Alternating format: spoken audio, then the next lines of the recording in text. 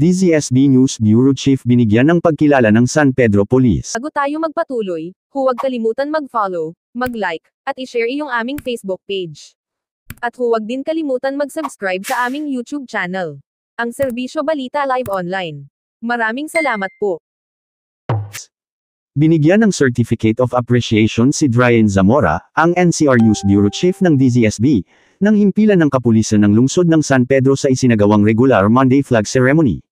Kasabay ng pagbigay ng pagkilala sa mamamahayag ng DZSB, binigyan din ng Certificate of Commendation si PEMS Ariel Maglipon noong umagang iyon sa harapan ng himpilan ng kapulisan.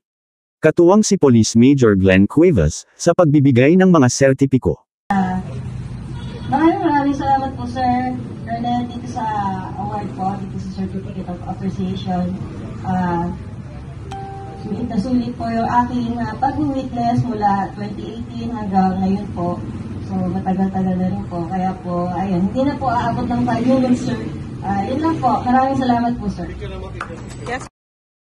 Nagpahayag ng kanyang pasasalamat si Zamora sa mga kapulisan sa pagkilala sa kanya at pagbibigay ng himpilan ng kapulisan ng halaga sa kanyang pakikipagtulungan sa mga kapulisan sa loob ng 7 taon. Arnel Linesensio nag-uulat para sa DZSB, ang himpilan ng katotohanan at paglilingkod.